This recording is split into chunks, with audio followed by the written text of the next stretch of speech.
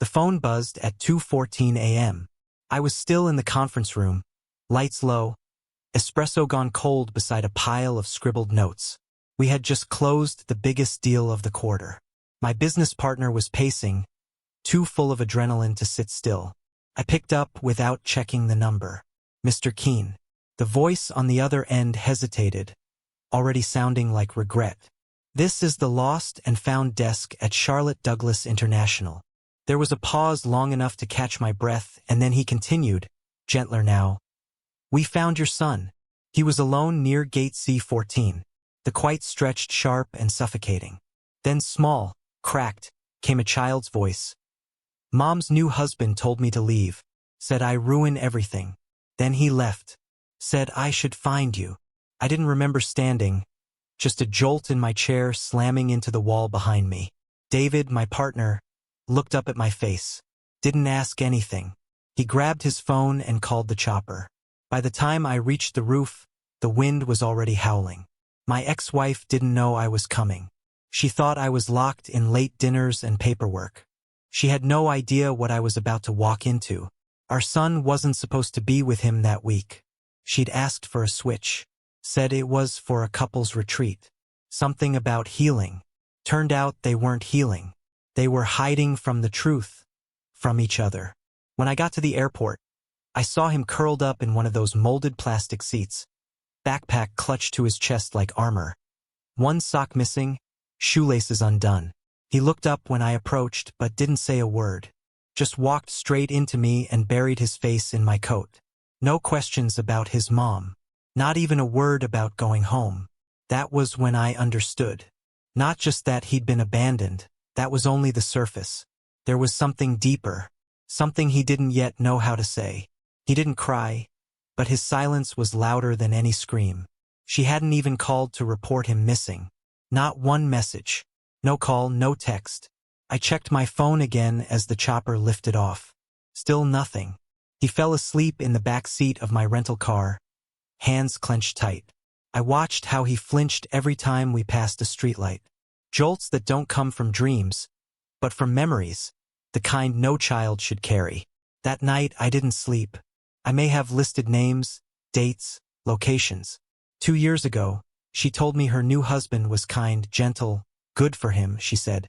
Better than you were. And I believed it. Swallowed the bitterness, blamed myself, thought maybe my distance made space for something safer. But now I knew. The next morning I dropped my son off at school, kissed the top of his head, promised him he'd never have to see that man again. Then I drove straight to my lawyer, filed for full custody. Quiet, immediate. I started digging. Phone records, credit card statements, hotel receipts.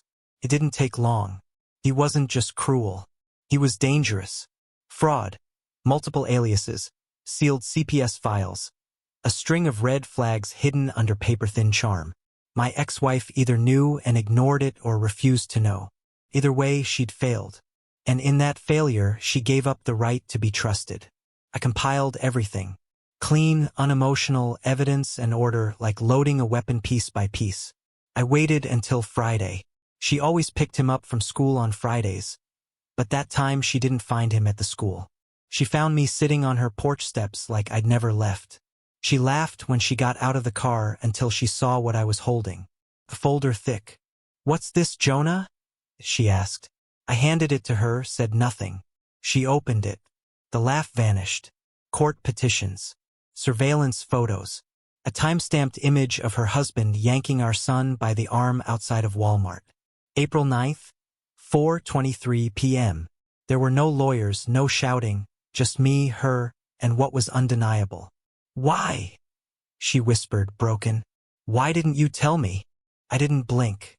"I want to see how long you pretend you didn't know." I told her the paperwork was already filed. Judges don't like abandonment or felons. She tried to twist it. Said she'd been manipulated too.